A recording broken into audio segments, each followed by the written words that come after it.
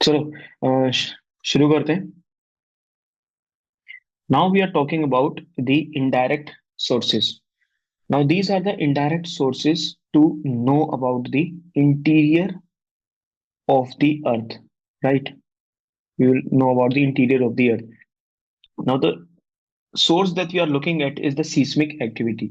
Now the word seismic activity comes from the word seismos, which is a Greek word. And this seismos words means shaking of the, or we can call it the earthquake. ठीक है। तो सीस्मोस का क्या meaning होता है? Seismos basically means the shaking. And इस seismos word से ही seismic activity आया। ठीक है। एंड सीस्मिक एक्टिविटी में क्या होता है? There are waves which travel earthquake के अंदर, जो है वेव्स ट्रेवल करती हैं जहां से अर्थक्वेक जनरेट होता है। ठीक है। Those are known as the seismic waves बोलते हैं। Fine. Now, they are seismic activity is related to the earth vibration or the earthquakes. And जो waves जो होती हैं, जो seismic waves होती हैं, they are detected and they are recorded. ठीक है। इन जो waves का जो motion होता है उसको डिटेक्ट किया जाता है, पता लगाया जाता है कहाँ से वो आई हैं, एंड इसको रिकॉर्ड किया जाता है। And this is done by the instrument known as seismograph. ठीक है। Now, we are clear with the instrument which detects and records the motion of the seismic waves. Clear? Now, the question arises कि where is the earthquake taking place? ठीक है, where is the earthquake taking place? The earthquake is taking place in the lithosphere. Now, what is this lithosphere? We basically know about the three major layers of the earth. ठीक है। अर्थ की तीन major हमको layers के बारे में पता है। सबसे इनसाइड वाले पार्ट में है कोर। बीच में कौन है? बीच में है मेंटल। एंड सब पे टॉप पे है क्रस्ट। नाउ ये जो लेयर्स होती हैं, जैसे मेंटल है, उसको भी हम दो में डिवाइड कर सकते हैं, the upper most mantle and the lower mantle, ऐसे करके। ठीक है। तो क्रस्ट, ठीक है, जो टॉप लेयर है, crust is the topmost layer जो बिल्कुल टॉप पर है। एंड उसके बाद ही अपर मोस्ट जो मेंटल है। जब हम इन दोनों को कंबाइंड करते हैं, ठीक है, अपर मोस्ट भी सॉलिड ही होती है ये मेंटल। ठीक है। तो crust plus the upper most mantle, this is known as the lithosphere. Right. तो now we know about the lithosphere. ठीक है। ये चीज होगी हमारे पास। And lithosphere is almost 200 kilometre deep. कितनी डेप्थ है लिथोस्फीयर की? It is 200 kilometre. तो टॉप से जब चलेंगे तो ये देखो यहाँ पे we have the upper most mantle plus we have the crust. अब क्रस्ट भी तुम दो देख पा रहे हो। ठीक है। एक तो वो क्रस्ट जिसके ऊपर कॉन्टिनेंट बने हुए हैं, तो ये तो थिक हो जाएगी, नंबर वन। ठीक है। दूसरी क्या है? दूसरी इज द जिसके ऊपर ओशन है, वो थोड़ी सी थिन होती है क्योंकि उसके ऊपर ओशन फिल्ड अप हो रखा है बाकी खाली स्पेस में। तो एक ओशियनिक क्रस्ट है, एक कॉन्टिनेंटल क्रस्ट है। तो ये तो क्रस्ट वाला पार्ट हो गया। एंड क्रस्ट वाला part plus the upper most mantle, they both will come together and this will be known as lithosphere, right? Now, next thing is that these waves, ठीक है, ये वेव जो है इसका स्टार्टिंग पॉइंट क्या है? Earthquake का स्टार्टिंग पॉइंट क्या है? ये कहाँ टेक प्लेस करेगा? ये कहीं भी लिथोस्फेयर में आ सकता है। ठीक है। जो अर्थक्वेक है वो लिथोस्फेयर में कहीं भी आ सकता है। एंड वहां से वेव्स निकल कर आएंगी। And these waves will travel in all the direction. What are these waves? These are the energy waves और द सीस्मिक वेव्स। ठीक है। नाउ जो ये मान लो ये एक लिथोस्फेयर अपने यहाँ पे प्रेजेंट है। अब इस लिथोस्फेयर के अंदर इस पॉइंट से जो है अर्थक्वेक जनरेट होगा। And you can see these yellow lines which are moving in all the direction. They are moving in this direction, top की तरफ, साइड की तरफ है, नीचे की तरफ। ठीक है। ये पॉइंट जहां से ये सारी की सारी जो एनर्जी रिलीज हो रही है, this particular point is known as the focus, और we can also call it the hypocenter. We can call it the hypocenter. This is the point where the energy is released. So this is the, we can call it the starting point of the earthquake. ठीक है। तो यहां से सारी energy release होगी। Now, अब हम ये तो कभी नहीं बता सकते कि ये पॉइंट बेसिकली है कहां पर। ठीक है। तो जब भी अगर तुम एक बॉल को सोचो, if you can imagine a ball, ठीक है, सॉलिड बॉल, एक सॉलिड स्फेयर को इमेजिन करो, और उसके अंदर कोई भी पॉइंट के बारे में सोचो, ठीक है, तो वो अब 3D के अंदर चला जाएगा, तो हमको पता नहीं चलेगा वो पॉइंट बेसिकली है कहाँ पर, ठीक है, वो लोकेट नहीं हो पाएगा। तो what we gonna do is कि जो फोकस है ना, अब वहां से हम चलते हैं एक नियरेस्ट पॉइंट पे जो अर्थ के सरफेस पर लोकेटेड है। This is the surface of the earth, ठीक है। तो फोकस से जब हम सरफेस की तरफ ट्रेवल करते हैं, ठीक है, ये इसका नियरेस्ट डिस्टेंस होगा, ठीक है, ये नियरेस्ट और शॉर्टेस्ट डिस्टेंस होगा। एंड फोकस के बाद जो परपेंडिकुलर ड्रॉ करेंगे, perpendicular line is the shortest line, और सरफेस के ऊपर जो पॉइंट बनेगा, that point is known as the epicentre, ठीक है। Epicentre is basically a point on the surface of the earth. अब सरफेस ऑफ द अर्थ की जब बात आती है, तो we know where it is located. How we know? Because we have some grid lines जो इस चीज के बारे में हमें बता देते हैं। We have the longitudes and we have the latitudes, ठीक है। These lines tell us about the epicentre, वो कहाँ लोकेटेड होगा, राइट। तो point on the surface of the earth which is nearest to the focus, that is known as the epicentre. And जहां से सारा का सारा ये कंप्लीट रिलीज होगी, जो एनर्जी जो रिलीज होगी, that will be the hypocentre और द फोकस, ठीक है। तो दोनों हमने वर्ड्स देख लिए, focus and the epicentre. Now let us talk about these waves which are being generated. जो ये वेव्स इस पॉइंट से बाहर आएंगी, what are these waves? Now, these waves basically travel in all the direction. There are two types of waves: the body waves, and the second one, these are the surface waves, right? So, body waves are there. Body waves भी दो type की हो सकती हैं. It could be primary waves, also known as the P waves. It could be secondary waves, also known as the S waves. So, these are the body waves. And when we see the word body, ठीक है, तो इसका मतलब ये अर्थ की जो अंदर की जो बॉडी है, अर्थ की जो बॉडी है, ये उसमें ट्रेवल कर रही है। तो सरफेस तक पहुंचने तक, before they reach the surface, these waves are known as the body waves, ठीक है। ये हमने देख लिया कि ये बॉडी वेव्स होती है। तो बॉडी वेव्स दो टाइप की, अगेन साथ साथ चीजों को याद करो, primary waves and secondary waves. Now when these body waves, ठीक है, दे रीच द सरफेस, तो सरफेस के ऊपर जो भी रॉक्स वगैरह हैं, ठीक है, जो भी रॉक्स वगैरह हैं, जो भी एरियाज हैं, जब ये वेव्स इनके साथ इंटरेक्ट करती है, the interaction between these rocks, the interaction between these rocks and the body waves, ठीक है, new types of waves are generated. Those are known as the surface waves. Now these, यहां से इस point के बाद, अब हवा में तो जाएंगी नहीं वेव्स, ठीक है, इस पॉइंट के पास पहुंचने के बाद they will travel on the surface only, ठीक है, वो सरफेस पे ट्रेवल करेंगी, and these will be known as the surface waves. Again, surface waves can be of two types. It could be love waves, and second one is the Rayleigh waves. Clear? So these are the two types of earthquake waves. अगर आपसे कोई पूछे कि earthquake waves कितनी type की होती हैं, तो we know there are two types: body waves, surface waves. Body waves कितने टाइप की? Primary and secondary. ये तो नाम से ही क्लियर है मोस्टली तो इनके बारे में, primary and secondary. And surface waves कितने टाइप की हैं? Love waves and the Rayleigh waves. Okay, now ये जो फोकस के ऊपर, फोकस के यहां से, फोकस पे क्या बताया था, ये इस पॉइंट से ही सारी की सारी जो एनर्जी है वो रिलीज होती है। Now this release of energy is along the fault. ये फोकस कहां पर लोकेटेड होगा?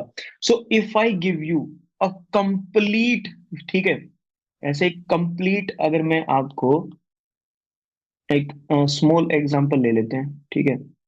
सी, this is a sphere in front of you, this is a cuboid in front of you, ठीक है, अब बन गया क्यूबॉइड, ओके। सामने से रेक्टेंगल दिख रहा है, but suppose it is a cuboid because we are taking 3D। Now इसके अंदर, ठीक है, कोई भी एक ऐसा पॉइंट आना, इसके अंदर कोई भी एक ऐसा पॉइंट आना कि जहां से एनर्जी रिलीज हो सके, वो थोड़ा सा डिफिकल्ट है। बट बिकॉज मूवमेंट किस चीज की होगी, ये तो एक कंप्लीट सॉलिड है, कंप्लीटली सॉलिड है, इसमें कोई भी पॉइंट नहीं है। बट इसकी जगह अगर मैं अब एक ऐसा सा क्यूबॉइड ड्रॉ करूं, ठीक है, ऐसा सा अगर मैं क्यूबॉइड ड्रॉ करूं, तो अब तुम देख सकते हो कि इस क्यूबॉइड के अंदर ना एक क्रैक मैंने शो करा है, एक क्रैक शो करा है इसमें, ठीक है। अब ये जो क्रैक होगा ना, इस क्रैक के यहां पर मूवमेंट ऑफ रॉक्स होगी, मूवमेंट ऑफ लैंड होगी, ठीक है। तो ये जब ये रॉक्स या फिर प्लेट या जो भी लैंड है जो इस क्रैक में, क्रैक के वहां पर जब भी मूवमेंट होगी, तो वहां से ही सारी चीजें जो है एनर्जी रिलीज होगी। Because two points will come into contact, या दूर जाएंगे, कुछ स्लिप होगा, जो भी होगा। तो दिस क्रैक, ठीक है, विच इज प्रेजेंट, इस क्रैक में ही फोकस डेवलप होता है, यहीं से ही सारी एनर्जी जो है रिलीज होती है।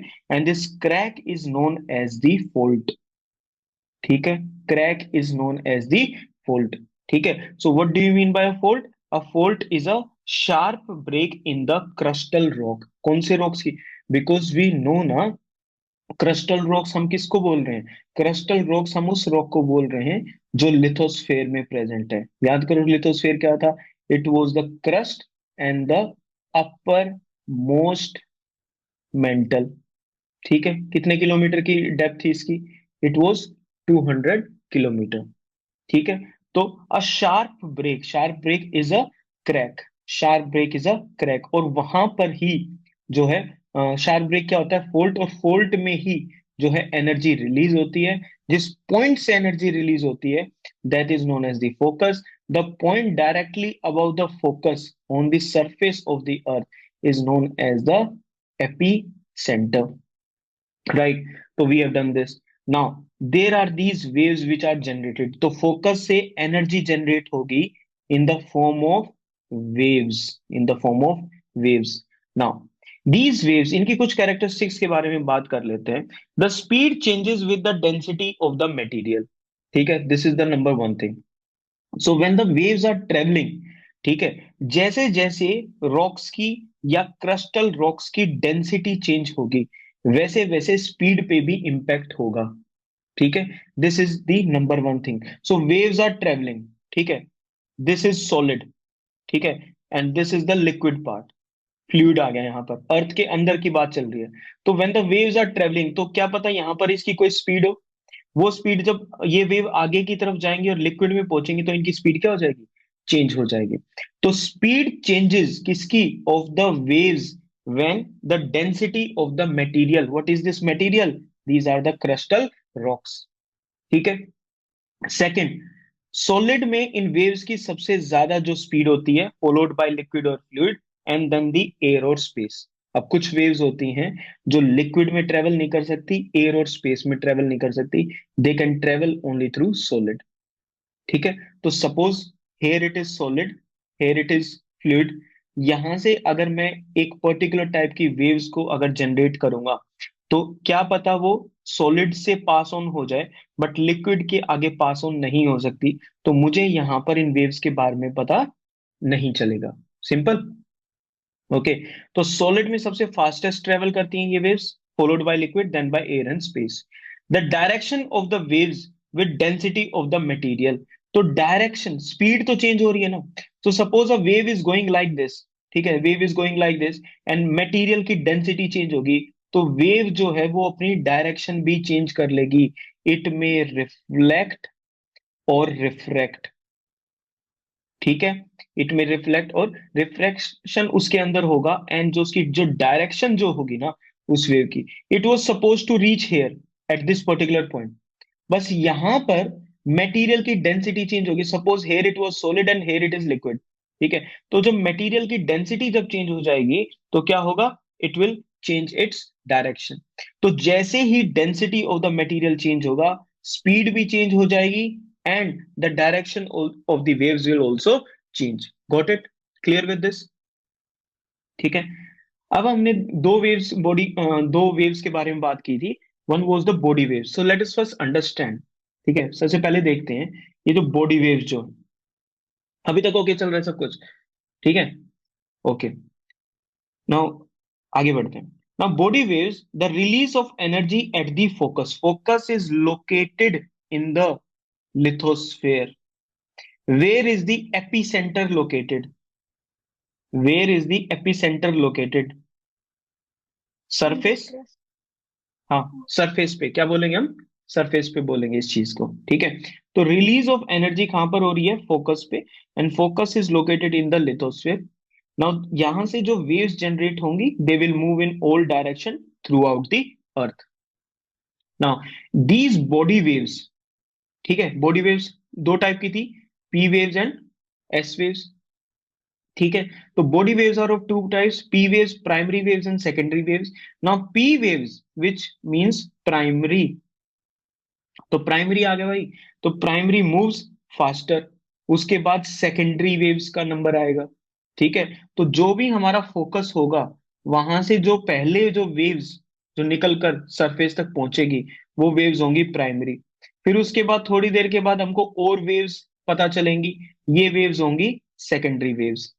Now P waves are similar to the sound waves, ठीक है। साउंड की जो, if like someone is like this is a speaker, ठीक है। यहाँ से स्पीकर है, तो यहाँ के जो पार्टिकल्स है ना, ये क्या करेंगे?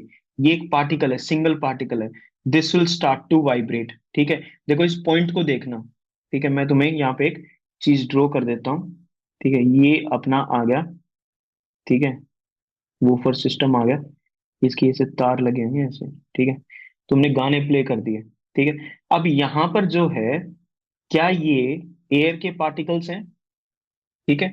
व्हेन दिस स्पीकर स्टार्ट्स, ठीक है, तो ये एक पार्टिकल है, can you see this particular particle? हमने इस पार्टिकल को होल्ड कर लिया।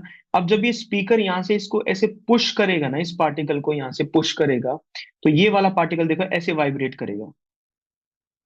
Can you see it vibrating? This particle will move like it. जब ये ऐसे मूव करेगा, तो यहां पर ये दूसरा पार्टिकल जो होगा, ये इसको ऐसे टच करेगा, तो ये भी ऐसे मूव करना शुरू करेगा, ठीक है। बट क्या ये पार्टिकल इस जगह को छोड़कर जा रहा है कहीं भी? No, it is staying at the same place. ये अपने इसी एरिया में रह रहा है, तो it will move like this, this will move like this, this will move like this, this will move like this. But the energy is travelling. Energy क्या कर रही है? ट्रेवल कर रही है। But where is the particle? कोई particle तो vibrate कर रहा है। अब मुझे एक बात बताओ, how is the particle vibrating? How is the particle vibrating? It is vibrating like this, ठीक है। This is the vibration and this is the energy. Get my point?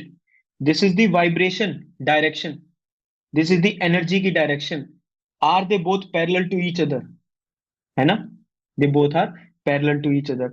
This is the particle, it is moving like this, it is moving like this, it is moving like this. तो every particle stays at the same place, but they are vibrating parallel, they are vibrating parallel to the direction of the waves or the energy, ठीक है। तो ये बात हमने इस particular चीज पे समझ ली। तो पी वेव, अब ये जो हमने जिन वेव्स के बारे में बात की ना, ये होती हैं sound waves. Now P waves are similar to the sound waves. P waves कैसी हैं? They are similar to the sound waves. अब sound can travel in air. Yes, sound can travel in air. Like I am speaking, I can, सामने air है हमारे, ठीक है, तो air में हो सकता है। अच्छा, liquid के through we can talk. दीवारों के भी कान होते हैं। A person standing behind the wall can also listen. It means, तो वो आवाज बाहर भी जाती है, ठीक है। तो सॉलिड से भी ट्रेवल हो रहा है। तो पी वेव्स भी solid, liquid and the air और द गैसियस स्टेट, तीनों से ट्रेवल कर सकते हैं, ठीक है। This is the number one thing. Second, P waves are also known as compressional waves.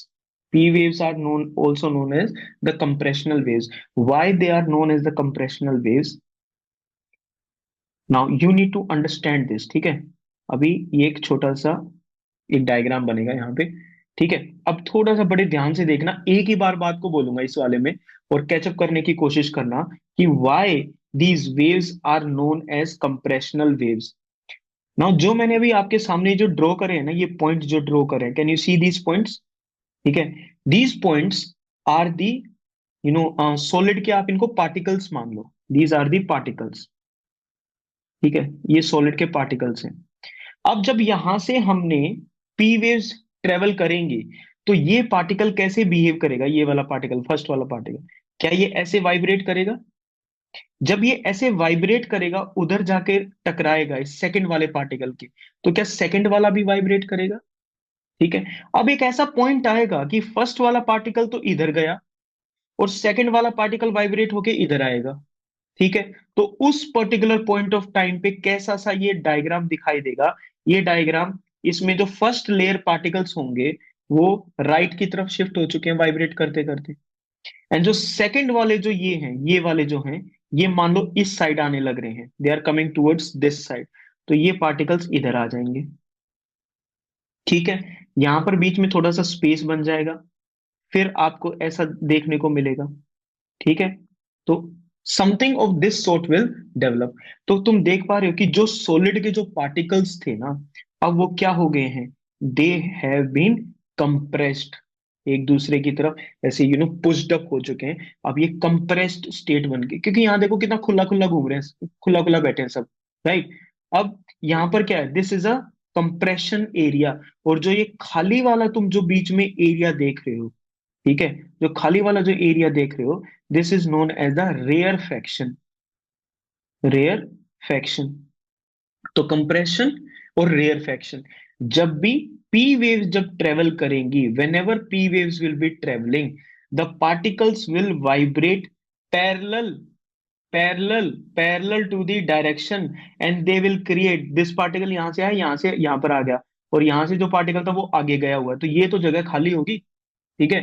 तो इन एरियाज में, ठीक है, इन एरियाज के अंदर कंप्रेस्ड हो गया, दब चुके हैं पार्टिकल्स एक दूसरे की तरफ, ऐसे बिल्कुल इंडियन रेलवे जनरल डिब्बे की तरफ हो चुका है। और ये वाला जो एरिया है, ये ये बिजनेस क्लास की तरह चल रहा है एयर में। ठीक है। तो कंप्रेशन ये वाला एरिया हो गया, एंड ये जो खाली वाला एरिया है, रेयर, रेयर वर्ड से याद रखना, रेयर फैक्शन इसको बोलेंगे हम। ठीक है। तो पी वेव्स ने इस मटेरियल के साथ क्या करा? जब पी वेव्स यहां से क्रॉस हो जाएंगी, तो हम क्या देखने को हमको मिलेगा? हमको एक ऐसा एरिया देखने को मिलेगा जहां पर कुछ पार्टिकल्स बिल्कुल साथ साथ आ गए, और कुछ जगहों पर बिल्कुल पार्टिकल्स दूर दूर जा चुके हैं। तो ऐसे जमीन ना ऐसे ऐसी स्ट्रेच हो जाएगी एक तरफ तो, और एक तरफ ऐसे कंप्रेस्ड हो जाएगी। Getting my point? ठीक है। So that's why P wave जब ट्रेवल करती हैं, they are also known as compressional waves. Clear हो गया कि why they are known as compressional waves? ठीक है। इस डायग्राम को रिमूव कर दें, कर दो रिमूव। ठीक है। इस डायग्राम को यहां से रिमूव कर दिया जाए। ठीक है। डन विद द डायग्राम्स ना। ऊपर वाले को थोड़ा सा बचा के रखते हैं, क्योंकि अभी एस वेव्स आनी बाकी हैं। एस वेव्स को हम शेयर वेव्स बोलते हैं। शेयर क्यों बोलते हैं? बिकॉज ये चीजों को टीयर कर देती है। ठीक है। ऐसे तोड़ फोड़ इन्होंने मचा दिया। They arrive with a time lag. Time lag means थोड़ा सा गैप, थोड़ा सा lag is delay, lag is delay. तो सबसे पहले फोकस से कौन सी वेव्स रीच हुई? P waves. थोड़े टाइम के बाद कौन आएगी नवाब की तरह? वो आएगी, एस वेव्स आएगी। Now S waves, S, S for secondary, S for solid. ये कोई याद करने का तरीका हुआ? नहीं, पर फिर भी S waves can only travel through the solid material. So if बीच में लिक्विड आ गया, बीच में लिक्विड स्टेट आ गया, कोई भी एरिया में पानी भरा हुआ है, this is the solid state, and ये फोकस है। यहां से एस वेव्स चली अपने घर से, चलो चलो चलो चलो चलो चलो, और यहां पर आकर एस वेव्स दिखाई ही नहीं दे रही, एस वेव्स यहीं खत्म हो गई। ठीक है। तो इस पर्टिकुलर पॉइंट पे जब हम बैठे हैं कि अब आएगी एस वेव्स, अब आएंगे मेरे करण अर्जुन, करण तो आ गया, अर्जुन वर्जुन वहीं बैठा है। ठीक है। तो ये बात तुम याद रख सकते हो कि S waves can travel only through the solid phase. Clear हुई ये वाली बात? ठीक है। अब इसके प्रोपोगेशन के बारे में, एस वेव्स की जो प्रोपोगेशन होती है उसके बारे में आगे बात करेंगे। बट तब तक अभी जो मैंने ये मूवमेंट बताई है पी वेव्स के पार्टिकल की, वो प्रोपोगेशन इसलिए बताई है वेव की, so that you understand why P waves are known as compressional waves. Clear? Okay. आगे बढ़ते हैं। जब ये बॉडी वेव्स पी और एस वेव्स, बॉडी वेव्स कौन सी है? P and S waves, when these waves interact with the surface rocks, a new type of waves are generated which are known as the surface waves. Now हवा में तो जा नहीं सकती, नीचे से तो आई हैं, बचा क्या? They move along the surface. ठीक है। अब देखो, ये एक जगह है, ठीक है, ये एक जगह है, और हम ये ऊपर से देख रहे हैं इस जगह को। ठीक है, हम ऊपर से देख रहे हैं जगह को, एरियल व्यू है हमारे पास। तो ये एक एपी सेंटर है। तो जैसे ही इस एपी सेंटर के, सोच के देखो, नीचे से कोई फोकस है, इसके नीचे है, अंदर की तरफ है, इसके अंदर की तरफ फोकस है, वहां से आगे इस एपी सेंटर पे वेव्स टकराएंगी। अब वो वेव्स, ठीक है, राजू के घर की तरफ चलेगी, मोहन के घर की तरफ चलेगी, ठीक है, इन पहाड़ों की तरफ चलेगी, ठीक है, और यहाँ पर बाकी लोग बैठे, तो they are travelling surface, surface पे ये सारी की सारी जो है ट्रेवल कर रही हैं। तो these are known as the surface waves. ठीक है, they travel along the earth surface, they diminish in amplitude farther from the surface. ठीक है, कि जैसे जैसे इस पॉइंट से ये वेव्स दूर जाती जाएंगी, ठीक है, ये वेव्स दूर जाती जाएंगी, तो इस पॉइंट पे ज्यादा एम्पलीट्यूड होगा, इस पॉइंट पे कम एम्पलीट्यूड फील अप होगा, किसका, सरफेस वेव्स का। They are slower than the P and the S waves. तो फास्टेस्ट कौन सी होगी, पी वेव्स होगी, फॉलोड बाय एस वेव्स, उसके बाद किसका नंबर आएगा, then comes the surface waves. ठीक है, बट पी वेव्स आराम से शांति से आई, ओके, एपी सेंटर तक पहुंच गई। एस वेव्स का पता नहीं एपी सेंटर तक आएंगी या नहीं आएंगी, बेस्ड ऑन बीच में सॉलिड मटेरियल है, लिक्विड मटेरियल आ गया। ठीक है, नाउ अब ये जो सरफेस वेव है ये मचाती हैं पूरा आतंक। ठीक है, ये ऐसे, they are the most destructive of all the waves. Now we basically know that these can be divided into Love waves and the Rayleigh waves. ठीक है, अब इन दो को देखते हैं। Now first one is, Rayleigh waves are also known as ground roll. ठीक है, अब एक पार्टिकल की मूवमेंट दिखाता हूं, तुम्हें समझ में आ जाएगा why we are calling it ground roll. ठीक है, ये ग्राउंड का जो पार्टिकल होगा ना, ग्राउंड के पार्टिकल्स का रोल बना देते हैं। ठीक है, नॉर्मली तो पार्टिकल ऐसे होंगे ना ग्राउंड के, ठीक है, नॉर्मली पार्टिकल ऐसे होंगे ग्राउंड के, ये अपर उसकी मैं बात कर रहा हूँ चीजों की। ठीक है, अब पार्टिकल की एक बार बेसिकली मूवमेंट देखने की कोशिश करना। ये पार्टिकल जो होगा ये ऐसे मूव करेगा, जब ये ऐसे मूव करेगा, ये इसको पुश करेगा, ये इसकी जगह पर आ जाएगा, और ये पार्टिकल बेसिकली इसकी जो मूवमेंट होगी वो ऐसे होगी। ठीक है, तो that's why it creates a movement like the water waves. Water waves में जो वेव्स होती हैं उसके अंदर भी जो ओशन के वाटर का पार्टिकल होता है, उसकी भी ऐसे सर्कुलर ऐसे मूवमेंट रहती है। ठीक है, तो दैट्स व्हाई इनका जो मोशन है that is something like the water waves, and देख रोल बनाने लगे हैं, गोल गोल बनाने लग रहे हैं। ठीक है, that's why they are also known as ground roll waves.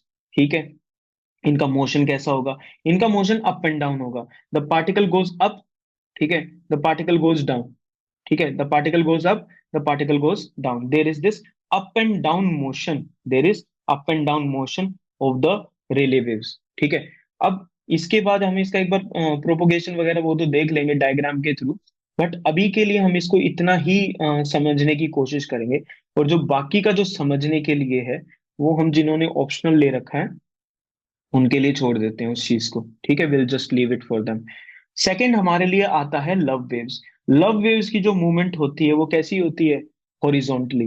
ठीक है, लव वेव्स की मूवमेंट कैसी होती है, horizontally, and they need a layered medium.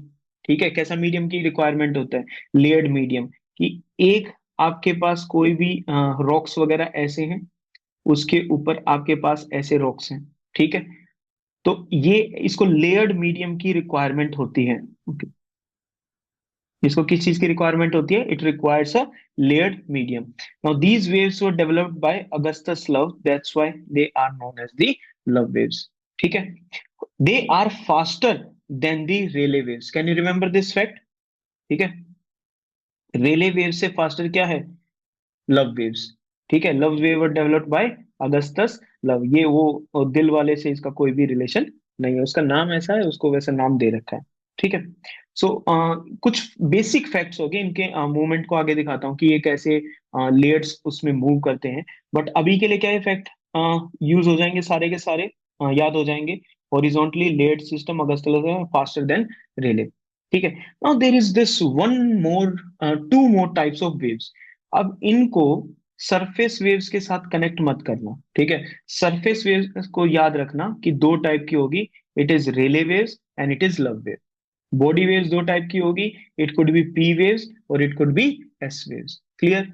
अब दो टाइप की वेव्स और देख लो। Number one is the Stoneley wave and second one is the Scholte waves. Scholte waves and the Stoneley waves, ठीक है। भाई ये मूव करते हैं नियर दी बाउंड्री। तो बाउंड्री का क्या मतलब है, कहाँ, इंडिया पाकिस्तान की बाउंड्री पे नहीं। यहां पर एक पर्टिकुलर मटेरियल है, ठीक है, और यहां पर दूसरा मटेरियल है, ठीक है। अगर मान लो यहां पर फोकस है, इस पर्टिकुलर पॉइंट पे यहां पर क्रैक है कुछ ऐसे थोड़ा सा, और यहां पर ना फोकस है। अब वो जो फोकस कुछ जनरेट करेगा पी और एस वेव, ठीक है। जब ये पी और एस वेव्स इस पर्टिकुलर जो एरिया है, जो रॉक्स हैं उसकी बाउंड्री पर पहुंच जाएंगी ना, तो यहां पर जब ये इंटरेक्शन करेंगी, तो यहां पर इन ये कौन सी वेव्स डेवलप हो जाएंगी, स्टोनले वेव्स डेवलप हो जाएंगी। तो Stoneley waves are those waves which developed at the boundary. That's why they are also known as a boundary wave और interface wave. This is the point of interface, जहां पर ये दोनों चीजें मिल रही हैं, ठीक है।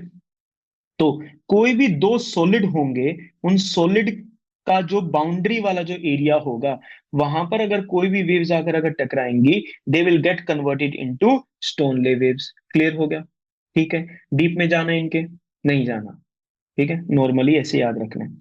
दूसरा, अगर सोच के देखो कि this particular is a solid, this particular is a solid and there is this second solid which is there, और जो इनके जो बीच वाला जो पार्ट है, ठीक है, this part in between, this is the liquid one, this is the, ये क्या है, लिक्विड, ठीक है। लिक्विड है, फ्लूइड है, ये कोई भी एक। तो अब बताओ बाउंड्री किस टाइप की बाउंड्री है। Boundary is of solid and a liquid. ये एक डिफरेंट टाइप की बाउंड्री होगी, ये एक डिफरेंट टाइप की बाउंड्री होगी। जब भी कोई वेव्स इस टाइप की बाउंड्री पर आएंगी जहां पर एक सॉलिड और एक लिक्विड के बीच बाउंड्री है, the Scholte waves will develop. Simple, याद रह जाएगा। स्टोन, स्टोन भाई पत्थर, सॉलिड सॉलिड स्टोन, ठीक है। Scholte waves, solid and fluid, fluid की बाउंड्री, ठीक है। बाउंड्री से जितना दूर ये वेव्स जाएंगी, बाउंड्री से अगर ये वेव्स थोड़ी सी दूर चले जाएंगे, suppose they are travelling travelling like this, ऊपर की तरफ जा रहे हैं, बाउंड्री से जितना दूर जाएंगी, ठीक है, तो उतनी ही कमजोर ये वेव्स हो जाएंगी। जितना ज्यादा ये बाउंड्री के पास रहेंगी, इनकी मैक्सिमम वैल्यू रहेगी। तो बिल्कुल बाउंड्री पे इनकी मैक्सिमम वैल्यू होगी, और बाउंड्री से अगर आप दूर चले जाओगे तो इनकी वैल्यू डिक्रीज हो जाएगी, इनकी इंटेंसिटी डिक्रीज हो जाएगी। तो दो वेव्स के बारे में और पढ़ लिया। So when in the prelims और any particular UPSC objective exam, उसमें अगर इन वेव्स के बारे में पूछते हैं, तो व्हाट आई कंसिडर इज, इससे ज्यादा वो तुमसे डीप में नहीं पूछेंगे, ठीक है। एवरी टाइम एक बार यूपीएससी का थोड़ा सा कंसेप्ट समझ लो, because we are dealing with just UPSC, ठीक है। तो यूपीएससी क्या करता है कि जब भी मान लो उसको कोई इंफॉर्मेशन मिलती है, ठीक है, मान लो उसको मिल गया अर्थक्वेक वेव्स, सबसे पहले वो उसको अर्थक्वेक वेव्स के रिगार्डिंग ना एनसीईआरटी में उसको फाइंड आउट करता है चीजों को, ठीक है। देन वो धीरे धीरे और इंटरनेट पर आता है, फिर उसको और इंफॉर्मेशन मिल जाती है।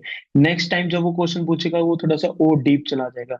तो ठीक है, जितनी लेट पेपर देते रहोगे, उतना ज्यादा यूपीएससी क्या कर रहा है, it is going deep and deep. तो जो ये बार बार ये बोलते हैं कि ठीक है एनसीईआरटी पे ही स्टिक रहो, ये है वो है, भाई वहां से आएगा तो नहीं ना, है। अब वो सबसे पहले मान लो लैग्रेंज पॉइंट्स के बारे में चीजें डिस्कस हो रही थी, अब वो धीरे धीरे लैग्रेंज से हटके वो इक्विलेटरल ट्राइंगल तक आ चुका है। क्या करें, ठीक है। We have to go and dig a little bit deeper to understand what type of question UPSC will deliver to us, ठीक है। और वो जितना ज्यादा डीप जाओगे ना, तो डीप की ज्यादा इंफॉर्मेशन की रिक्वायरमेंट नहीं है, ये थोड़ी सी अच्छी बात है। डीप में you just require a little bit कि ठीक है, Stoneley waves, solid solid boundary, Scholte waves, solid fluid boundary, maximum value near the boundary, and the more you move away from the boundary, इनकी intensity क्या हो जाएगी, कम हो जाएगी। Clear होगी बात। इस यूपीएससी के फंडे को यहाँ से फिर अगेन रिमूव कर सकते हैं। ये हमने किस चीज का ड्रॉ करा है? This is regarding the Scholte waves. Sir ये बाउंड्री सरफेस पे होगी या फिर अंदर अंदर सरफेस अंदर पे? अंदर अंदर अंदर अंदर अंदर की बात चल रही है, ये सरफेस। ठीक है। Okay.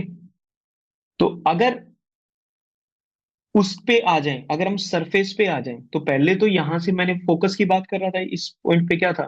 This was the, suppose it was a focus.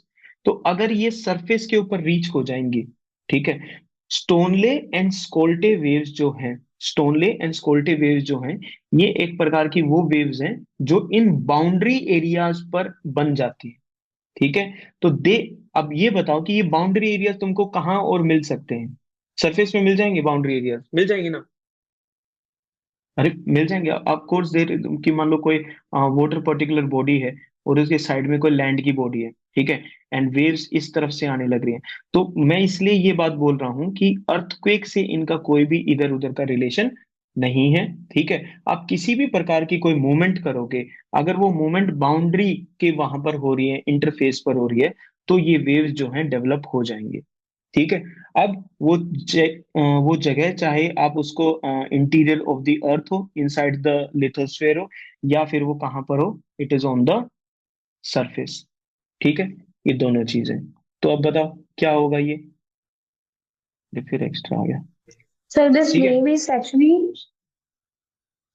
Wave is actually, sir, हाँ I am happening listening. between this both solid fluid boundary and solid solid boundary for हाँ, both. अगर इस पॉइंट पे if there will be a solid और कोई wave यहाँ से आ रही है, ठीक है, तो वेव इससे भी, एरिया से भी इंटरेक्ट करेगी, इस एरिया से भी इंटरेक्ट करेगी। तो बताओ यहाँ पर कौन सी वेव जनरेट होंगी? It will B, P wave. नहीं नहीं, ये वाला सॉलिड सॉलिड है दोनों, Solid स्टोन ले, wave. स्टोन ले वेव्स। ठीक है। और Oh, इस एरिया में कौन सी बनेंगी? It will be solid wave. Scholte waves. ठीक है। Okay. ये थोड़ा बहुत भाई, तुम इसको, इन टॉपिक्स को इतना उसमें टच नहीं करना होता कि जान ले हमारी। ठीक है। पहली और भी बहुत वेव्स हैं, पी, एस, लव, रेले, ये वो। Why going to deep into this? Just a little bit surface पे रहो। इस बार पेपर क्लियर कर देना, अगली बार तुम्हें वेव्स की कभी जरूरत ही नहीं पड़ेगी। उसके बाद तुम्हें सिर्फ अर्थक्वेक से आए दुर्घटनाग्रस्त लोगों की मदद करनी पड़ेगी एज अ डिस्ट्रिक्ट कलेक्टर। ये तुम्हारा काम होगा। वहां मत बैठ जाना कि देखो सरपंच जी ये स्टोनली वेव्स है। ठीक है, तो वहां कोई नहीं सुनेगा। जाओ लोगों की मदद करो, नेशनल डिजास्टर रिस्पांस टीम की हेल्प लो और इस काम को करो। I will be taking some sips of my coffee, कभी सर मिस इसकी, आउट। बोलो। Sir hmm. इसकी बुक नहीं होगी, बस इन नोट्स में भी पढ़ना है हमें? हम्म। बुक, बुक बना लो, इसको प्रिंट कर लो, फिर उसका कवर लगवा लो, उस पे मेरी एक बड़ी सी फोटो चिपका देना, नीचे इसका हाँ कोई हाँ भी बस बुक का ठीक है। नाम लिख देना, XYZ ज्योग्राफी। ठीक है। हाँ, बस बन गई बुक। बुक। मतलब मैं पूछ रही हूँ बस इन नोट्स में ही पढ़ना है ना वैसे? हाँ, इनमें से कोई ओके। वेव से निकलते हैं और उनके प्रोपोगेशन को समझते हैं। Next what do we have? Next is the propagation of the earthquake waves, the wave generated because of the earthquakes. ठीक है। अब हमको इनका प्रोपोगेशन देखना है। Propagation is the movement, propagation is the movement, it P waves और S waves. तो इन दोनों का पर्टिकुलर देखते हैं because they are more important waves for us. Now P waves you already know that the particle की जो movement होती है, वट एवर जो पार्टिकल प्रेजेंट है, ठीक है, जो पार्टिकल जो है उसकी जो मूवमेंट होती है, that is parallel to the direction of the wave. So इस डायरेक्शन में क्या जा रहा था? वेव जाने लग रही थी, एंड जो एक पार्टिकल होगा it is vibrating like this. तो पहले ये इधर जाएगा, फिर ये वापस इधर जाएगा, तो they both are parallel to each other. तो पी वेव्स पैरेलल। ठीक है। It creates density differences. ठीक है। अब मुझे एक चीज, क्वेश्चन का आंसर दो।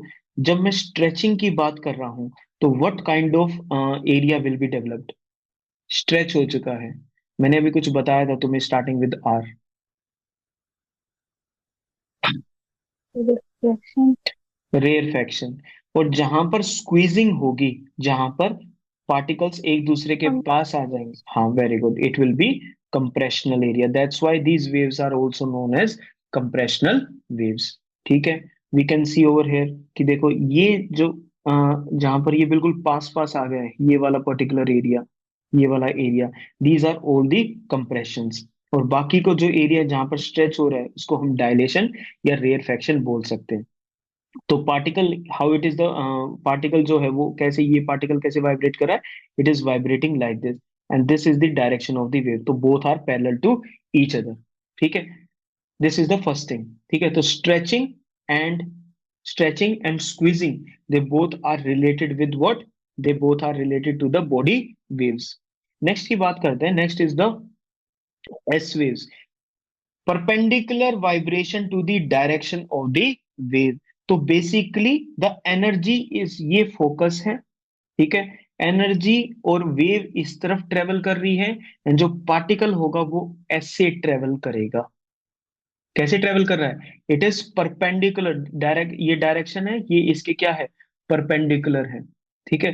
तो कुछ एरिया हमारा ऊपर की तरफ चला जाएगा, कुछ एरिया नीचे की तरफ आ जाएगा। तो ऐसे अर्थ के अंदर ना वेवी फॉर्म बनने लग जाएगी। ठीक है। अब इस चीज को एक बार देख लेते हैं कि suppose this is the surface of the earth. ठीक है। एंड यहां से दिस इज द फोकस। अब फोकस से क्या एनर्जी बाहर आएगी, and it will try to reach the epicentre जो हमारा नियरेस्ट पॉइंट है। ओके।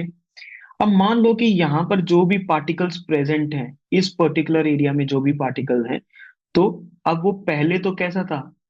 वो ऐसे थे, वो पार्टिकल्स ऐसे बिल्कुल स्ट्रेट रखे थे। बट यहां से जब एस वेव्स ट्रेवल करके जाएंगी, तो ये एरिया कैसा सा हो जाएगा? It will be like this. क्यों? वेव की ये डायरेक्शन है, और पार्टिकल की जो डायरेक्शन होगी वो ऐसी होगी, परपेंडिकुलर। ये वेव की डायरेक्शन है। ठीक है। और पार्टिकल की direction, it will be perpendicular to the wave.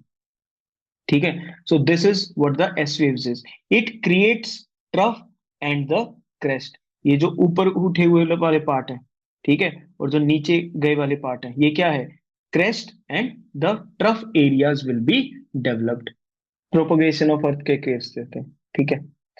Now propagation of waves पे, there are also surface waves which is the Rayleigh wave and which is the Love wave. ठीक है। अब इसमें क्या होगा? If you remember Rayleigh wave, ये किसकी तरह थी? Ground roll. ग्राउंड रोल भी हम इसको बोल रहे थे, रेले वेव्स को।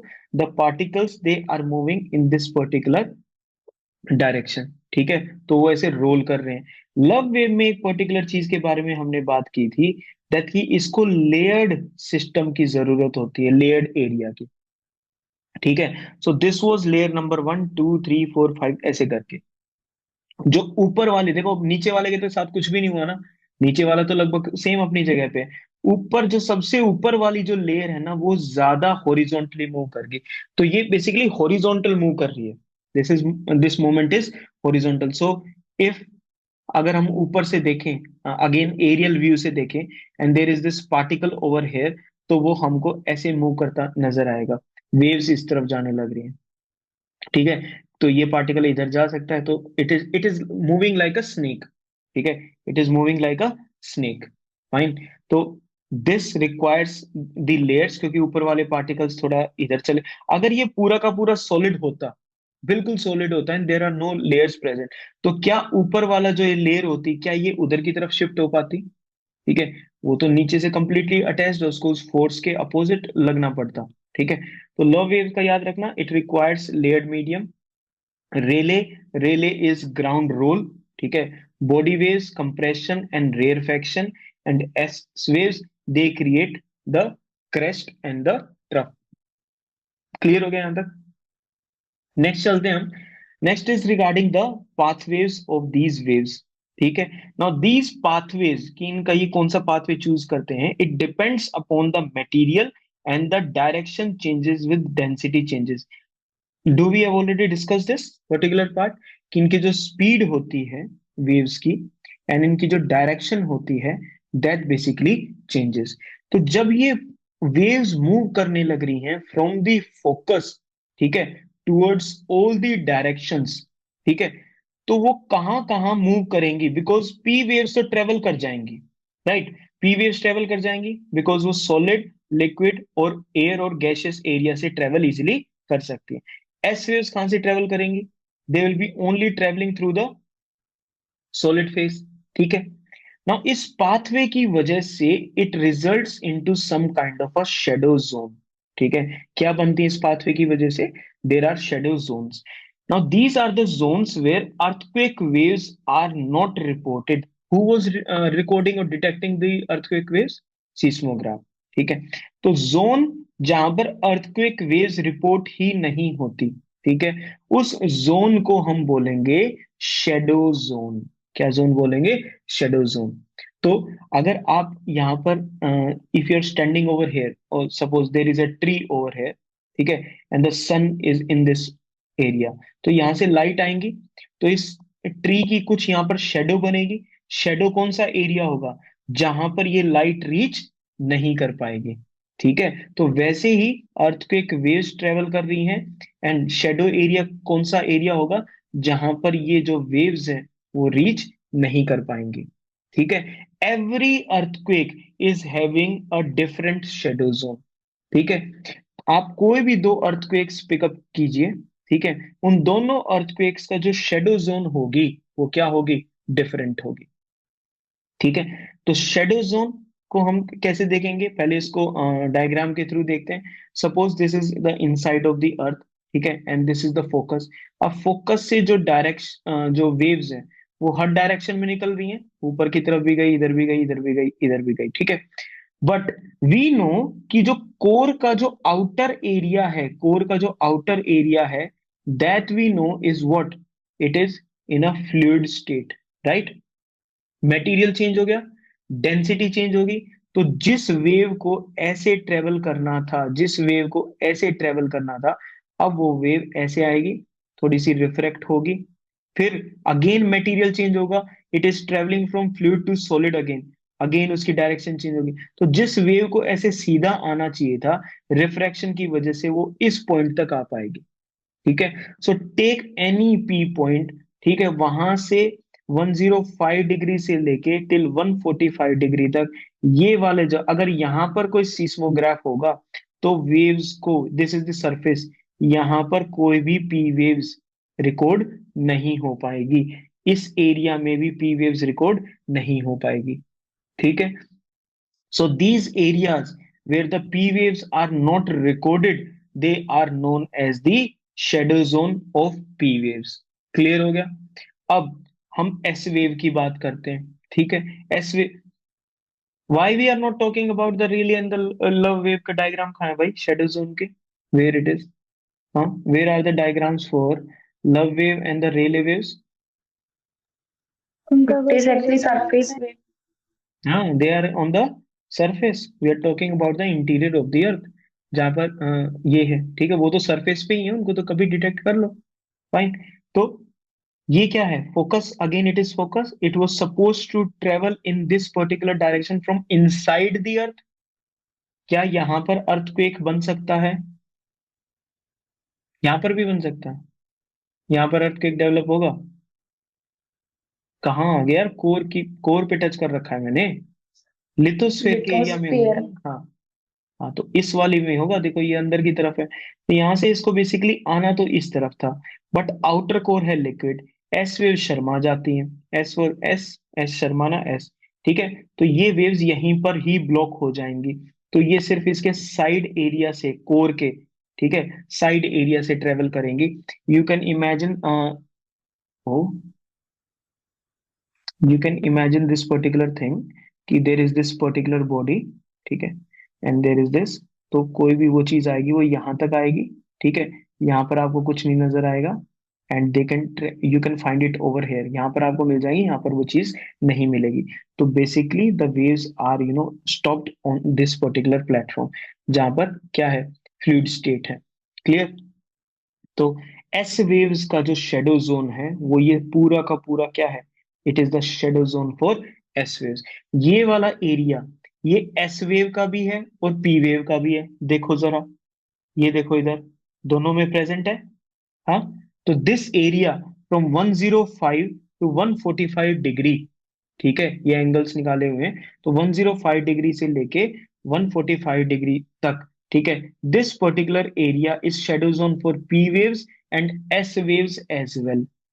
ठीक है, दिस इज, यहाँ पर पी वेव्स रिकॉर्ड होती हैं but not S waves. This area is for S waves only. तो एस वेव के अगर हमको कोई शेडो जोन पूछे, it is 103 degree to 103 degree, ये कंप्लीट शेडो जो एरिया है। नाउ दिस एरिया, ठीक है, तो अगर कोई भी अर्थक्वेक आएगा तो 40% ऑफ द अर्थ सरफेस पर सीस्मोग्राफ रिकॉर्ड नहीं करेंगे। अगर अर्थक्वेक की इतनी वो हुई कि the waves can travel to this particular direction, अगर उनकी इतनी इंटेंसिटी हुई, तो ओनली 40% ऑफ द एरिया में एस वेव्स जो है वो डिलीवर नहीं कर पाएंगे। ठीक है, it is because the outer core is liquid. ठीक है, एंड इस एरिया में वो डिटेक्ट हो जाती हैं वेव्स। तो remember the shadow zone of P waves is 105 to 145, shadow zone of S waves is 103 degree to 103 degree. ठीक है, this is the particular thing. तो shadow zone 105 from 145 from epicenter, this area is for P waves and S waves both. Clear? Clear? Now we are talking about earthquake. Earthquake उनसे जो waves जो release हुई, ठीक है, अब वो जो वेव्स जो रिलीज हो रही है, we will see the types of earthquakes. ठीक है, अब टाइप्स ऑफ अर्थक्वेक्स में क्या आएंगे, डिफरेंट डिफरेंट टाइप्स आ जाएंगे। Number one is the tectonic earthquakes. ठीक है, this is the surface of the earth, ठीक है, दिस इज द क्रस्ट, ठीक है, and this is the upper mantle portion. ये दोनों मिला के क्या बना रहे हैं, they make up the lithosphere. क्या ये कंप्लीट कंप्लीट है, एक साथ है? नहीं, this is broken down into number of plates. This is broken down into number of plates. ठीक है, these are known as the tectonic plates.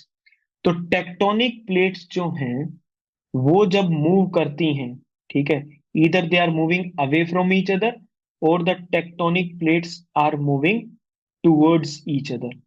ठीक है, तो जब ये ऐसे मूव करती हैं, ठीक है, तो उसकी वजह से उसके जो कोलिजन है उसकी वजह से जो अर्थक्वेक डेवलप होते हैं, they are known as tectonic earthquake. Second one is volcanic earthquake. जब एक वोल्केनो, ठीक है, बर्स्ट आउट होता है, ठीक है, उसकी वजह से भी ट्रेमर्स जनरेट हो सकते हैं, वेव जनरेट हो सकती है। ठीक है, next is collapse earthquake. Suppose there is this particular surface area, ठीक है, एंड उसके नीचे एक माइन है, this is the mine, people are working. ठीक है, तो सपोज कई बार ये क्या करती है, पूरी की पूरा जो एरिया है ना, ये नीचे की तरफ फोल्ड डाउन हो जाता है। ठीक है, this is known as a collapse earthquake, where mining operations में या जो केव्स होती हैं, केव्स की जो ऊपर की जो रूफ होती है, दैट रूफ बेसिकली कोलैप्सेस। उसकी वजह से अब इतना ज्यादा एरिया जब कोलैप्स करेगा तो अगेन ट्रेमर्स जनरेट होंगे। ट्रेमर्स जनरेट होंगे तो it will be known as collapse earthquake. ठीक है, उसके बाद ये भाई ये हर जगह प्रेजेंट है। ठीक है, इसको कुछ ना कुछ करते रहना, ये खाली नहीं बैठ सकता। इसने कर दिए कुछ एक्सप्लोजन्स। अब वो न्यूक्लियर बॉम्ब भी हो सकते हैं, वो कोई बड़े एक्सप्लोजन्स भी हो सकते हैं। ठीक है, इसको धमाके करने हैं बस, इसको बस यही है। तो उन एक्सप्लोजन्स की वजह से जो अर्थक्वेक जो जनरेट होंगे, they will be known as explosion earthquake.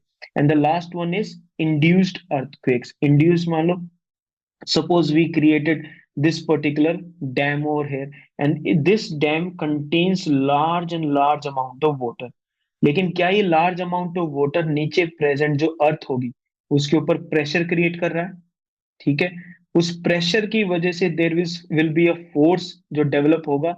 तो कोई एक डैम भी होगी, वो भी एक अर्थक्वेक को बर्थ दे सकती है। ठीक है, they will be known as induced earthquake, they are also human made activities के थ्रू होंगे ना। इन सब में ये वाले तो तुम देखोगे कि यार ये वाले नॉर्मल चल रहे हैं। This is what we are more interested about, because we are talking about the interior of the earth. We are talking about the interior of the earth. Clear? Now tectonic earthquakes किसकी वजह से develop हुए? Movement of the tectonic plates. Tectonic plates वगैरह की theory को हम बाद में देखेंगे कि टेक्टोनिक प्लेट्स होती क्या है, कैसे वर्क करती हैं।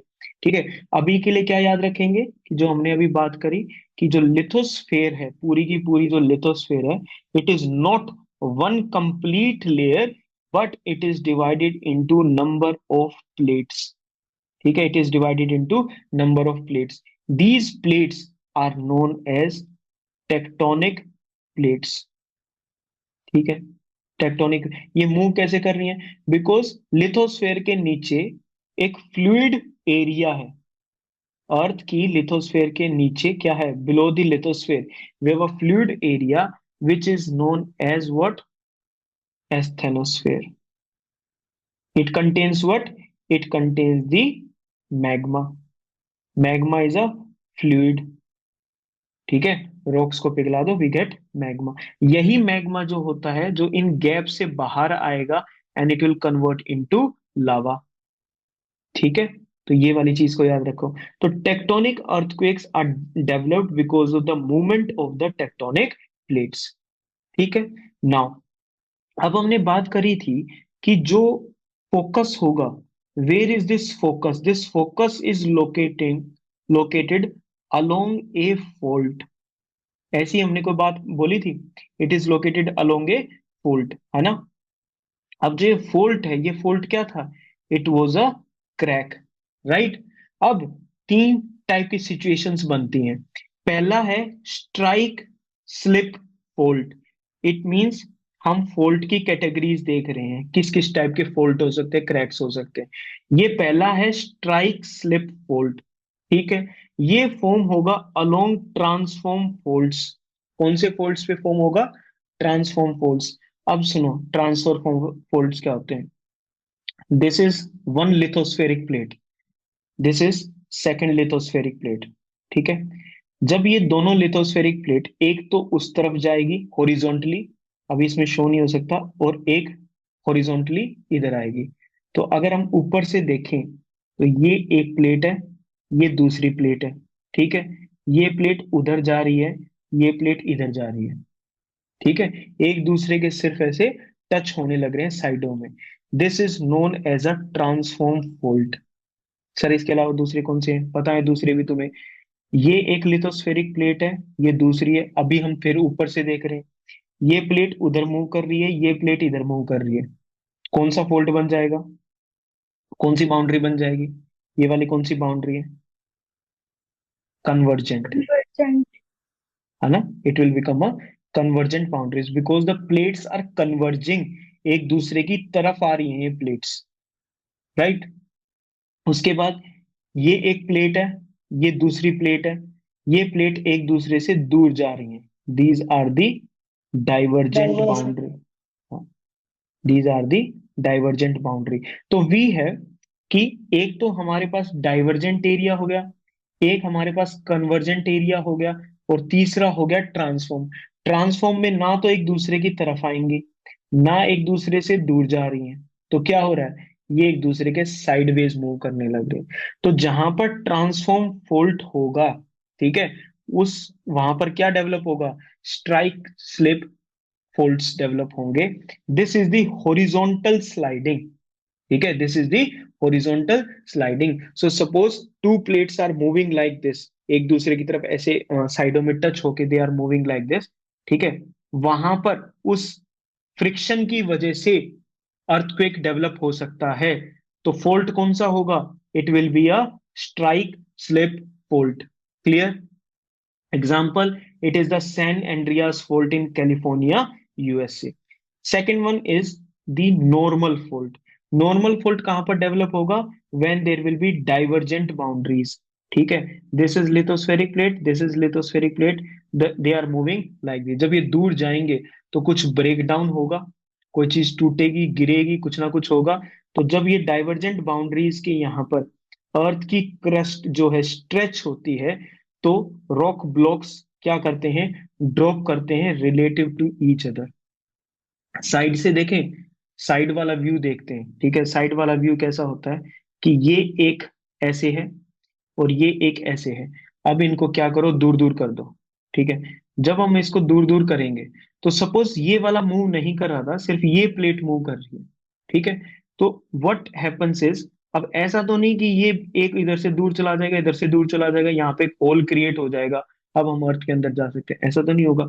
तो ये बेसिकली अगर देखा जाए तो ये कुछ कुछ ऐसे होते हैं। ठीक है, अब इनको दूर दूर करो। जब ये वाला इससे दूर जाएगा, ठीक है, तो ये वाला जो ब्लॉक है, विच इज ब्लॉक ए, हम इसको नाम दे रहे हैं। देखो इसकी कंडीशन कुछ ऐसी हो जाएगी। ठीक है, इसकी कंडीशन कुछ ऐसी हो जाएगी, यस और no.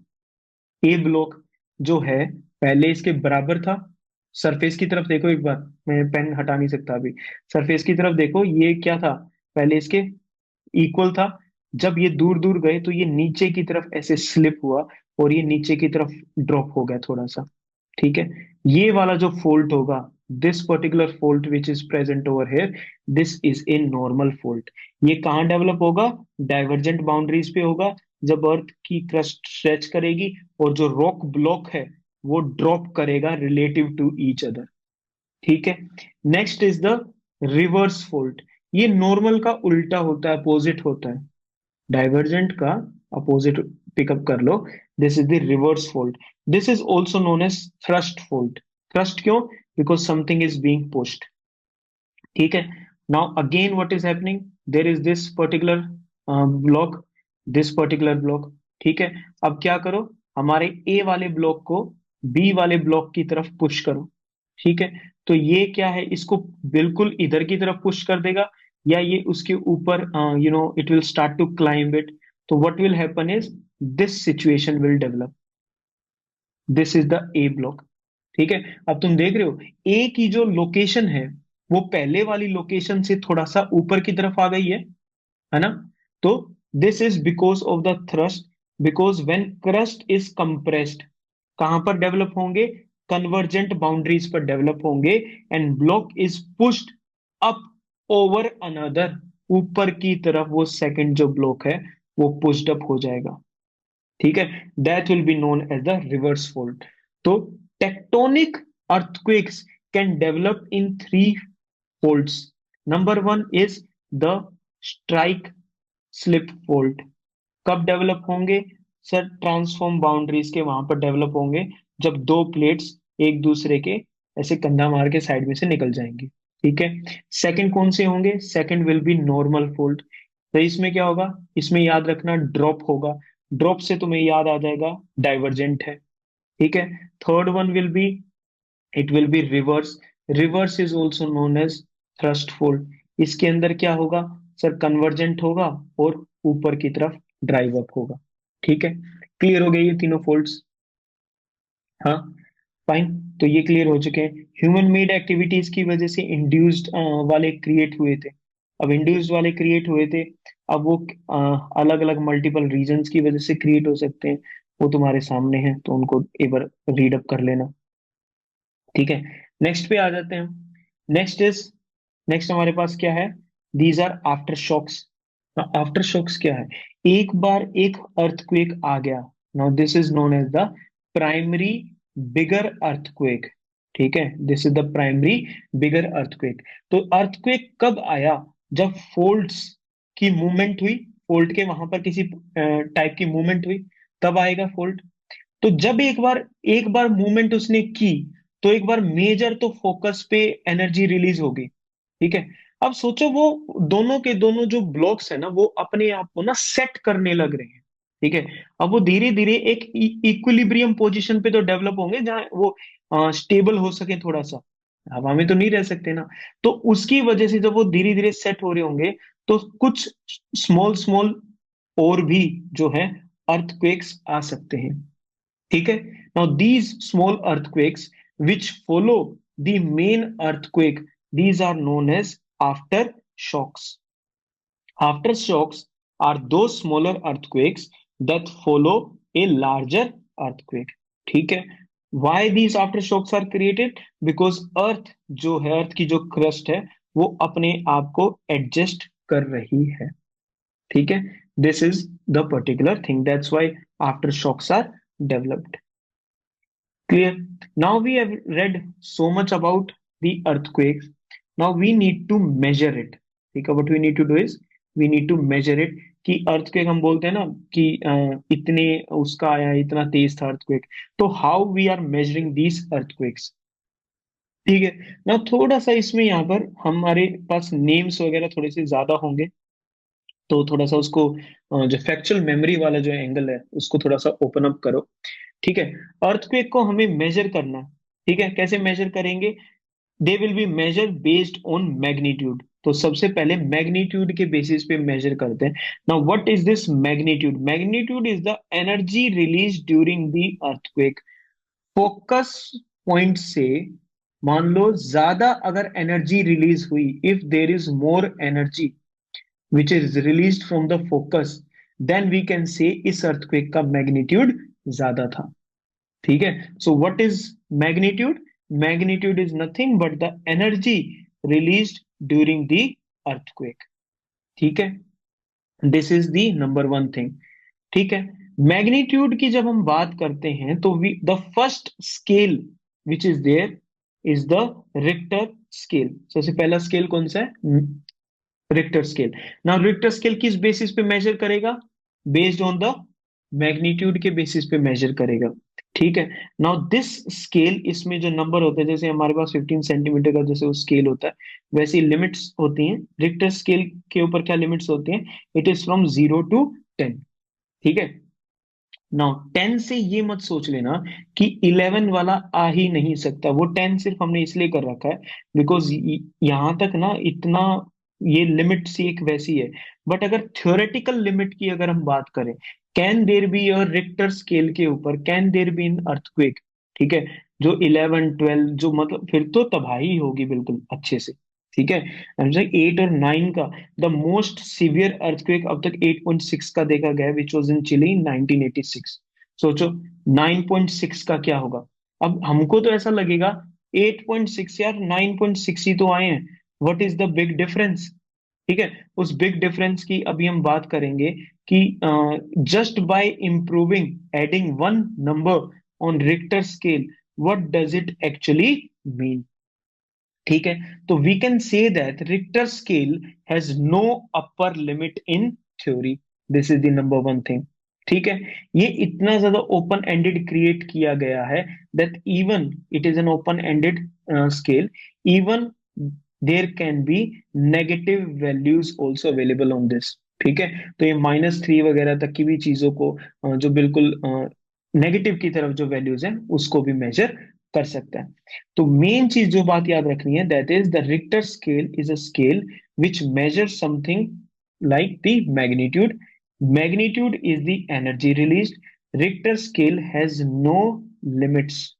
Richter scale has no limits, but वैसे स्केल पर there is 0 to 10। The most severe earthquake was in 1986 in Chile, which was 8.6। Now, this particular scale is also known as the Richter scale, is also known as the local magnitude scale। हम इसको क्या बोलते हैं? Local magnitude scale. ठीक है, क्योंकि ये ज्यादा दूर तक जब कोई अर्थक्वेक की बात होती है, जो बहुत ही ज्यादा बड़े दूर डिस्टेंस पे कोई अर्थक्वेक आया, वहां पर रिक्टर स्केल वगैरह काम नहीं करते। ठीक है, this scale was developed by Charles F Richter in 1935। So this is everything about Richter scale that you need to know from the perspective of objective question in UPSC exams. Right? Now, this scale basically is a quantitative measure. How much energy was released? How much? We are answering what? हम how much को answer कर रहे हैं। ठीक है, तो how much की करेंगे तो it is a quantitative, quantity की बात चल रही है कि कितना आएगा। ठीक है, नाउ जब रिक्टर स्केल की हम बात करते हैं, अभी मैंने तुम्हें बात की थी कि अगर नंबर 1 से लेके 2 पर चला जाता है तो what does this actually mean? ठीक है, इसका मीनिंग क्या है? ये 1 से 2 पे चला गया। Now the when Richter scale के ऊपर नंबर 1 से 2 पर ट्रेवल करता है तो amplitude of the seismic waves 10 times increase हो जाती है। So there is this one earthquake A जो रिक्टर स्केल पर आया है 1, और दूसरा अर्थक्वेक है बी इसका रिक्टर स्केल पर आया है 2। तो amplitude of seismic waves in the B earthquake will be 10 times, it will be 10 times, इनका एम्पलीट्यूड बढ़ जाएगा। सेकंड, जो एनर्जी जो रिलीज होगी वन वाले में और टू वाले में, जो वन की जो एनर्जी रिलीज होगी, suppose the energy is x, ठीक है, टू वाले में 32x एनर्जी रिलीज होगी। तो just by increasing one number the energy release is multiplied by 32। ये थोड़ा सा लोगैरिथमिक स्केल के ऊपर वर्क करता है, ठीक है, that's how it is calculated. तो हमारे सामने रिक्टर स्केल में फील लाइक, अरे यार 5 का अर्थक्वेक आया था, 6 का अर्थक्वेक आया था, देर is a difference of 32 times energy being release, ठीक है। फिर 7 पे चले जाओ, अगेन मल्टीप्लाई बाय 32, फिर 8 पे चले जाओ, अगेन मल्टीप्लाई बाय 32, 9 तक you won't be able to multiply, may be you will die, ठीक है, यू वोंट इवन सर्वाइव। तो this is what the Richter scale is all about. Whatever you need to know about Richter scale is present over here, बस इन छोटी छोटी चीजों को याद कर लेना, रिमेंबर दिस पर्टिकुलर पॉइंट, ठीक है, इस पे थोड़ा सा याद रखना इसको, that it is a qualitative measure. Second जो स्केल है, अभी हम कौन से स्केल की बात कर रहे हैं, we are talking about magnitude scales ना। हम किन स्केल्स की बात कर रहे हैं, मैग्नीट्यूड स्केल्स की। मैग्नीट्यूड स्केल्स किस चीज को मेजर करते हैं, they measure what, they measure energy, ठीक है। सेकंड जो स्केल है, एक हो गया Richter scale, second scale is the moment magnitude scale, it is the moment magnitude scale. Now, this scale is more commonly used. Why this scale is more commonly used? Because it is more accurate. ये ज्यादा accurate है. That's why this was used. Because you can see over here, this scale was developed in 1935. ठीक है, and this second scale was developed in 1917 by Thomas Hanks and Hiro Kanamori. ठीक है, so this is more accurate now, but this scale is similar to the Richter scale, but it can accurately measure all earthquake, especially big ones। ठीक है, Richter scale की तो हमने limit देख रहे थे, छोटी सी लिमिट्स उसकी डेवलप कर रखी थी हमने, ठीक है। अगर कोई बड़े लेवल का भी अर्थक्वेक आ जाता है और हमें उसको एक्यूरेटली मेजर करना है, how much energy is released, ठीक है, तो what we can do is we can use this particular scale, ठीक है। Okay, the moment magnitude scale ये मेजर करता है the total energy release. Now why is this scale more accurate, why is this scale more accurate, ये question हो सकता है। तो why this scale is more accurate, because it captures the total energy released and it also examines the fault area. Energy को किस basis पे calculate करता है, based on the fault area कैसा है, क्योंकि हमने अभी अलग अलग टाइप के फॉल्ट्स देखे थे, ठीक है। Second, the amount of the slip, जो स्लिप हुआ है एक क्रस्टल पार्ट दूसरे से, the displacement, and third one is the rigidity of the rocks involve, कि how rigid they are. Suppose if I tell you कि एक अर्थक्वेक आया है और उसमें ए एंड बी जो है रॉक्स इन्वॉल्व हुए हैं, क्रिस्टल रॉक्स इन्वॉल्व हुए हैं, ठीक है, और ए और बी ना बहुत ही ज्यादा रिजिड और डेंसिटी वाले रॉक्स हैं, ठीक है, और फिर again there is two blocks C and D, ठीक है। अब ये थोड़े से लाइट हैं, ठीक है, अगर मान लो इन दोनों की डिस्प्लेसमेंट सेम हो, इनकी मूवमेंट सेम हो, फिर भी अर्थक्वेक किस पे ज्यादा आएगा, भाई यहाँ पर तो एक भारी जो है इंसान गिर रहा है, ठीक है, बेड के ऊपर गिर जाएगा, एक यहाँ पर बिल्कुल ऐसे एक ये पतला सा इंसान गिर रहा है, किसमें एनर्जी ज्यादा रिलीज होगी, बेड टूटने के चांसेस कहाँ पर है, ठीक है, तो यहाँ पर जो है चांसेस ज्यादा है। तो even the rigidity of the rocks, उनकी डेंसिटी, उनकी डिस्प्लेसमेंट, फोल्ट एरिया कैसा था, इन सबको यूटिलाइज किया जाता है to calculate the total energy by this particular, and that's why this particular scale is able to measure more accurately than the Richter scale। Clear? Okay। Sir इस scale की कोई लिमिट नहीं है जैसे उसकी है 0 to 10? नहीं नहीं नहीं, इसकी नहीं। नेक्स्ट इज द, अब बॉडी वेव एक तो मैग्नीट्यूड है और दूसरा सरफेस वेव मैग्नीट्यूड है। ठीक है, ये दो चीजें और भी तो है, बिकॉज हमारे पास एक तो बॉडी वेव्स थी, we had the body waves, and second one क्या था हमारे पास, सरफेस वेव्स। ठीक है, उन दोनों का भी मैग्नीट्यूड पता लगाया जा सकता है। ठीक है, based on the characteristics of the seismic waves. ठीक है, जो बॉडी वेव वाला है BW, it uses P waves amplitude, and the surface waves जो है, इट जो सरफेस वेव मैग्नीट्यूड है, ये वाला जो स्केल है, ठीक है, it uses what, the S waves magnitude. ठीक है, तो रिमेंबर दिस पर्टिकुलर पार्ट कि that there are more number of scales which can measure the magnitude of different earthquakes. Clear? तो important वाले कौन से हैं इन सब में से? important वाले दो हैं।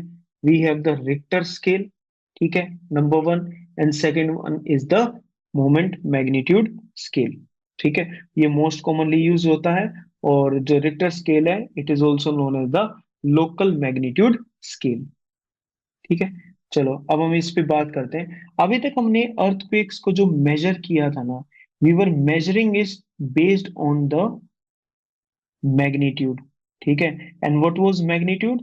Magnitude was the energy released. Now let us talk about the intensity of the earthquakes. ठीक है, now इसके बेस पर भी, इंटेंसिटी के बेस पर भी हम सीस्मिक वेव्स को कैलकुलेट कर सकते हैं। इंटेंसिटी का बेसिकली मीनिंग क्या है? जैसे मैग्नीट्यूड का तो एनर्जी समझ में आ गया था। ठीक है, मैग्नीट्यूड का क्या था? एनर्जी था। What do you mean bye intensity? ठीक है, measure the effects and damage caused by an earthquake at a very specific location. Epicentre पे सबसे ज्यादा आएगा, यस और नो? अरे एपीसेंटर पे सबसे ज्यादा आएगा, उसके बाद फिर सरफेस वेव शुरू हो जाएंगे। अब वो जो सरफेस वेव्स होंगी, जो सरफेस वेव्स होंगी, अब वो क्या करेंगी? कुछ डैमेज इधर उधर करेंगी। उस डैमेज को जब हम मेजर करते हैं, ठीक है, उस पर्टिकुलर लोकेशन पे, किस किस चीज की डैमेज, पीपल, बिल्डिंग और सरफेस कितना ब्रेक डाउन हुआ है। ठीक है, तो मुझे एक बात बताओ, अगर अभी एक अर्थक्वेक आया है, तो can we calculate it based on the intensity? भाई आने दो, there will be death of some people, there will be breaking down of buildings, surface थोड़ा सा खराब होगा, तब बाद में हम देख के ही तो पता लगा पाएंगे कि डैमेज कितना हुआ है, यस और नो? ठीक है, तो ये बेसिकली आफ्टर मैथ की तरह वर्क करता है कि बाद में पता लगाता है। ठीक है, इंटेंसिटी को मेजर करने के लिए we have the modified Mercalli scale with the limits of 1 to 12, ठीक है, developed by Giuseppe Mercalli in 1902. Now this is a qualitative scale, qualitative, quality पे काम करता है। जो मैग्नीट्यूड वाला जो स्केल था, इट वाज क्वांटिटेटिव। ठीक है, इंटेंसिटी वाला जो स्केल है, इट इज क्वालिटेटिव। ठीक है, तो it is a qualitative scale and it is doing the post earthquake assessment. It is doing post earthquake assessment, कि अर्थक्वेक जा चुका है, अब उसको चलो एसेस करते हैं कि हम क्या क्या ऑब्जर्व कर सकते हैं, क्या क्या स्ट्रक्चर में चेंजेस आ गए हैं। इसमें कोई भी साइंटिफिक इंस्ट्रूमेंट्स वगैरह ये सब यूज नहीं होते। ठीक है, तो मान लो मैं तुम्हें 1 to 12 का स्केल दे दूं, एक मैंने वैसे ही तुम्हें एक नंबर बोल दिया कि भाई सामने देख और बता कि based on the number of people died, number of the buildings, roads जो ब्रेक डाउन हुए हैं, सरफेस जो पहले था और अब कैसा है, इसमें कितना चेंजेस आए हैं। अगर बहुत ज्यादा चेंजेस आए होंगे तो यू विल से कि यार दिस इज 8। ठीक है, अगर सभी पीपल, एवरीवन इज सेफ, एक या दो बिल्डिंग ही टूटी है, सरफेस ज्यादा चेंज नहीं हुआ, यू विल से कि यार this was a 4। Based on what? Based on human observation and not the scientific instruments. ठीक है, so this is the modified Mercalli scale which calculates based on the intensity. ठीक है, and remember that it is a post earthquake assessment को calculate करता है। Now there are other measures also through which we can measure the earthquakes. Number one, अब इसमें जो भी तुम्हारे सामने आएगा, ठीक है, whatever you see in front of you, ठीक है, these are the dark circles. ठीक है, पढ़ते पढ़ते जो तुम्हारे हो गए। ओके, तो इनको फटाफट बस जो भी तुम्हारे सामने लिखा हो इनको देखो, समझो और आगे बढ़ जाओ। ठीक है, just understand them a little bit. Peak ground acceleration, PGA. So you can remember PGA is also a measure of the earthquake, which is peak ground acceleration. कि ग्राउंड कितना शेक हुआ है, ग्राउंड कितना शेक हुआ है। अगर ground कम shake हुआ है तो पीजीए की वैल्यू कम आएगी, अगर ग्राउंड ज्यादा शेक हुआ है तो पीजीए की वैल्यू ज्यादा आएगी। ग्राउंड शेकिंग इंटेंसिटी को देखा जाता है एक्सप्रेस्ड, अब किसके साथ कंपेयर करेंगे, we will compare it with acceleration due to gravity. Gravity की वजह से कोई भी ऑब्जेक्ट जब हम ड्रॉप करते हैं तो उस पर कोई एक्सेलरेशन लगती है, वो एक्सेलरेशन लगती है, उसकी कोई स्पीड मेंटेन होती है, उसको क्या बोलते हैं, जी। ठीक है, अब इस जी के कंपैरिजन में हम देखेंगे कि ग्राउंड कितना शेक हुआ है। ठीक है, इस पीजीए का यूज किया जाता है to design the buildings and various infrastructures. Now if you have seen some of the videos, उस वीडियो में आपको क्या करते हैं, कुछ स्टूडेंट्स होते हैं आर्किटेक्चरल स्टूडेंट्स, वो कुछ एक स्ट्रक्चर बनाते हैं और उसके नीचे एक ऐसे मशीन रखी होती है जो उसको शेक करती है। ठीक है, उस स्ट्रक्चर को शेक करेगी, तो कितनी देर तक होल्ड कर सकता है, कितनी वैल्यू तक वो होल्ड कर सकता है, वो स्ट्रक्चर कब गिरेगा, तो वो कैलकुलेट होता है and it is expressed as a fraction of this acceleration due to gravity. Buildings को डिजाइन करने में, इंफ्रास्ट्रक्चर को डिजाइन करने में इस पीजीए का काफी यूज होता है। ना पीजीए 0.5G आ गया मान लो, तो इट मींस कि ग्राउंड कितना एक्सेलरेट कर रहा है, ग्राउंड कितनी कितनी एक्सेलरेशन से ग्राउंड जो है वो एक्सेलरेट कर रहा है, मूव कर रहा है, that is the half of the value of G. 0.5, 0.5 इज 1/2G। Okay, so this is the particular thing. अगर मैं बोल दूं कि पीजीए की वैल्यू, ठीक है, 2GI है, तो acceleration due to gravity 9.8 metre per second square. ठीक है, 2G अगर आई है तो इसका 2 टाइम्स, ठीक है, ग्राउंड ने शेक करा है। तो this is calculated by peak ground acceleration.